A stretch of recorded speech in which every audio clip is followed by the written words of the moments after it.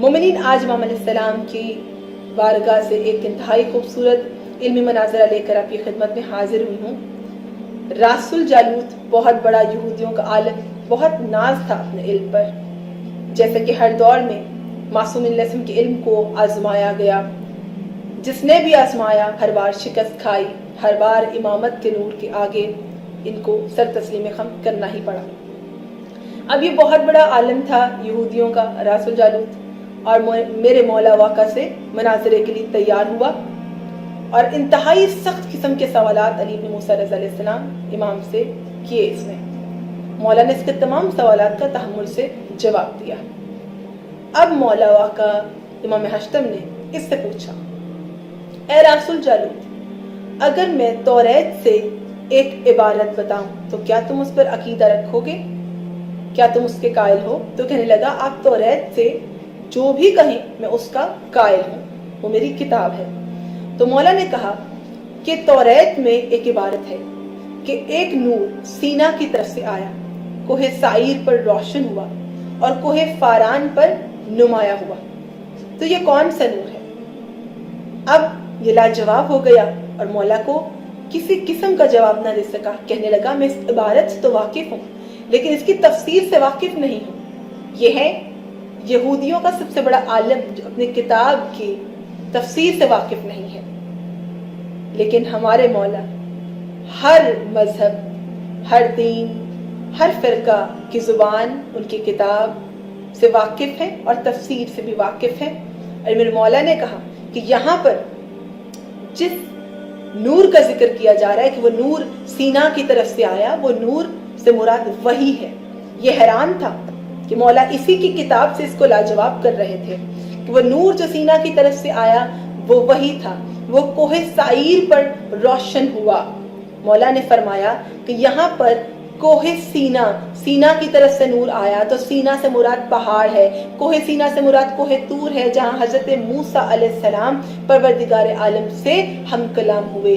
جب وہ کوہ سعیر پر آیا اور روشن ہوا تو وہ حضرت عیسیٰ علیہ السلام پر وحی کر آنے کی نشاندہی کرتا ہے، جو مقام کوہ سعیر کا ہے۔ اب کوہ فاران سے جب یہ نور نمایاں ہوتا ہے، فاران مکہ کی پہاڑیوں کا سلسلہ ہے، فاران مکہ کے اطراف کا علاقہ ہے جو ایک دن کے فاصلے پر ہے مکہ سے۔ اب یہ حیران و پریشان تھا کہ مولا نے اسی کی کتاب سے، اسی کے عقیدے سے، اسی کی زبان میں اس کو قائل کر دیا۔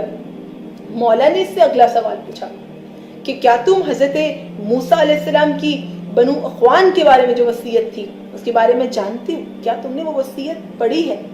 راس الجالوت کہنے لگا، جی میں نے وہ وصیت پڑھی ہے۔ تو مولا نے فرمایا، تو بنو اخوان کون ہے؟ کہنے لگا، وصیت کا تو معلوم ہے لیکن بنو اخوان سے واقف نہیں کہ وہ کون ہے۔ مولا نے فرمایا، بنو اخوان سے مراد اولاد اسماعیل ہے، حضرت ابراہیم علیہ السلام کی اولاد، حضرت اسحاق علیہ السلام کے بھائی، اور حضرت محمد مصطفیٰ صلی اللہ علیہ وآلہ وسلم بھی اولاد اسماعیل سے ہیں۔ حضرت موسیٰ نے کہا کہ بنو اخوان سے جو شخص آئے وہ جو بات کہے وہ بات حق ہوگی، اس بات کو تسلیم کرنا، وہ جو عقیدہ پیش کرے اس پر ایمان رکھنا۔ تو یہ جو نبی حضرت محمد مصطفیٰ صلی اللہ علیہ وآلہ وسلم ہیں، یہ اولاد اسماعیل سے ہیں، یہی بنو اخوان ہیں، انہی کی بات کو تسلیم کرنا ہے، وہ جو کہیں گے حق کہیں گے۔ اور یہ حضرت موسیٰ کی وصیت ہے۔ یہ کہنے لگا، میں وصیت تو جانتا تھا لیکن تفسیر نہیں جانتا۔ اب مولا نے فرمایا، شایع نبی کا قول جو کہ توریت میں ہے اس سے واقف ہو، کہ جس میں یہ کہا گیا ہے، شایع نبی نے ذکر کیا کہ میں نے 2 سوار دیکھے، حاکم الحمار اور حاکم الجمل، کہ جن کے پروں سے دنیا روشن ہو گئی۔ یہ کیا ماجرا ہے؟ وہ 2 سوار کون تھے؟ حاکم الحمار کون ہے اور حاکم الجمل کون ہے؟ بہت بڑے عالم ہو، اپنے مذہب کی نمائندگی کرتے ہو تو بیان کرو۔ اب پھر سے لاجواب تھا، سامنا امام حشتم کا ہے، علم جواب دے گیا، اعصاب جواب دے گئے۔ تو مولا نے کہا کہ یہاں پہ حاکم الحمار سے مراد حضرت عیسیٰ علیہ السلام ہے، اور حاکم الجمل سے مراد حضرت محمد مصطفیٰ صلی اللہ علیہ وآلہ وسلم ہے کہ ایک سوار جو ہے وہ اونٹ پر ہے جو کہ رسول خدا صلی اللہ علیہ وآلہ وسلم ہے، اور ایک سوار گدھے پر ہے جو کہ حضرت عیسیٰ علیہ السلام ہے۔ اب مولا نے اس سے آخری سوال کیا کہ اے راس الجالوت، تمہارا حضرت موسیٰ علیہ السلام کی نبوت کے بارے میں کیا عقیدہ ہے؟ کہنے لگا حضرت موسیٰ علیہ السلام کو ہم نبی اس لیے مانتے ہیں کہ جو معجزات پروردگار عالم نے ان کو عطا کیے ویسے معجزات آج تک کسی نبی کو عطا نہ کیے، جیسا کہ دریائے نیل کو شگاف کرنا، جیسا کہ ایک پتھر سے 12 چشمے جاری کرنا، جیسا کہ ان کے عصا کا اژدہا بن جانا، جیسا کہ ید بیضا کا معجزہ۔ یہ تمام معجزات ان سے پہلے کسی اور پیغمبر کو عطا نہیں ہوئی۔ تو میرے مولا آقا نے کہا کہ یہ تمام معجزات کوئی بھی شخص اگر انجام دے تو یعنی وہ نبوت کا مدعی ہو تو یہ واجب ہوگا کہ مان لیا جائے اور اسی کو اس کے عقیدے پر ایمان لایا جائے اور اس کو نبی مان لیا جائے، قائل ہو جایا جائے۔ تو کہنے لگا کہ کوئی بھی ایسا معجزہ کوئی عام شخص اگر انجام دے اور اس سے تمام دنیا سمجھنے سے عاجز ہو جائے، عام انسان سمجھنے سے عاجز ہو جائے، تو اسے ہم معجزہ تسلیم کریں گے اور ہم پہ یہ واجب ہوگا کہ اسے اس کی نبوت پر قائل ہو جائیں اور عقیدہ رکھیں اور ایمان لائیں کہ وہ معجزات انجام دے سکتا ہے تو اس کی نبوت کا دعویٰ ٹھیک ہوگا۔ تو مولا کہنے لگے اگر وہ یہ معجزات انجام دیتے تھے اور تم نے کہا کہ یہ نبوت کا عقیدہ رکھنے کے لیے مناسب ہیں، تو ان کے بعد میں جو نبی آئے اور ان سے پہلے جو نبی گئے تھے وہ بھی تو معجزات رکھتے تھے۔ اب جب ان کے بعد حضرت عیسیٰ علیہ السلام آئے ان کے پاس معجزات ہیں، پر تم حضرت موسیٰ کے بعد حضرت عیسیٰ کو نہیں مانتے۔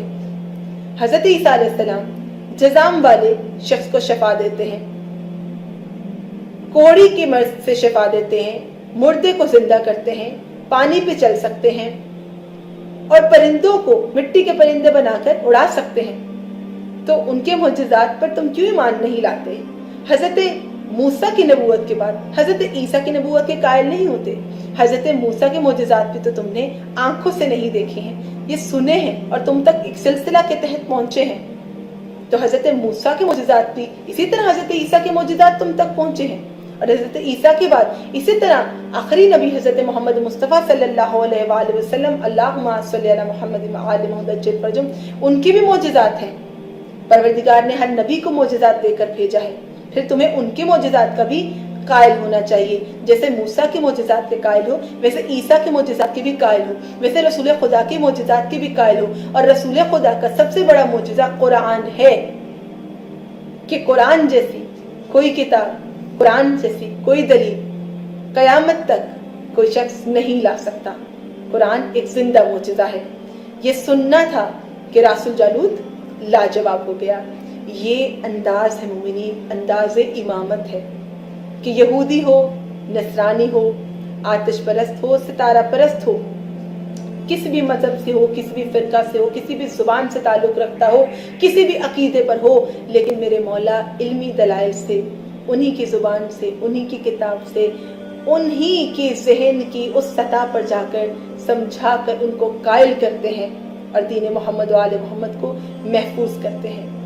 تو ہماری ذمہ داری ہے بحیثیت محبان اہل بیت علیہ السلام کہ ہم بھی علوم اہل بیت علیہ السلام کو سیکھیں اور آگے پہنچائیں، اس کا شعور اجاگر کریں، خصوصاً آنے والی نسل کے لیے، کہ مولا نے فرمایا ہے کہ ہمارے علوم اپنے بچوں کو سکھائے، ضرور سکھاؤ، اس سے پہلے کہ دشمن انہیں اپنے علوم سکھا دے۔ والسلام علیکم۔